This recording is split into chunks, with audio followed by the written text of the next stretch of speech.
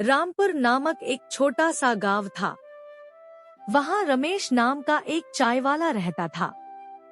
रमेश बहुत गरीब था, लेकिन उसके पास ईमानदारी और मेहनत का अमूल्य गुण था।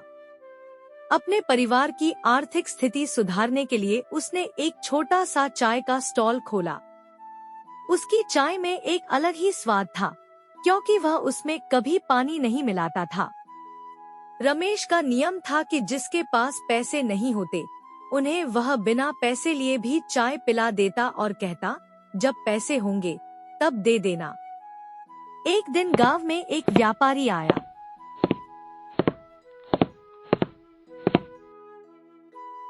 उसने रमेश की दुकान पर चाय पी और उसकी सादगी और ईमानदारी से प्रभावित हुआ। व्यापारी ने रमेश से कहा, तुम्हारा चाय का स्वाद तो बहुत अच्छा है, लेकिन तुम अपना स्टॉल बड़ा क्यों नहीं करते? रमेश ने मुस्कुराते हुए जवाब दिया, साहब, हमारा दिल बड़ा है, लेकिन जेब छोटी है। इतने पैसे कहाँ हैं कि बड़ा स्टॉल खोल सकें? रमेश की बातों ने व्यापारी का दिल छू लिया। उसने रमेश की ईमानदारी और मेहनत को देखकर उसकी आर्थिक मदद करने का निर्णय लिया। व्यापारी ने रमेश को पैसे दिए और कहा, तुम्हारी मेहनत और ईमानदारी ही तुम्हें बड़ा बनाएगी। ये पैसे एक उपहार हैं, इन्हें बड़े दिल से स्वीकार करो।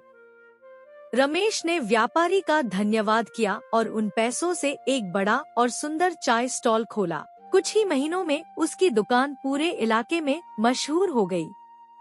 उसकी चाय का स्वाद और उसकी ईमानदारी की चर्चा दूर दूर तक फैल गई।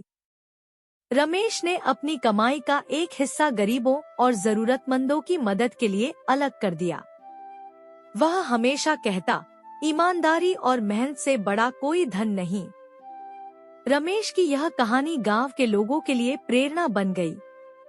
वह सिर्फ एक चाय वाला नहीं, बल्कि ईमानदारी और दया का प्रतीक बन गया।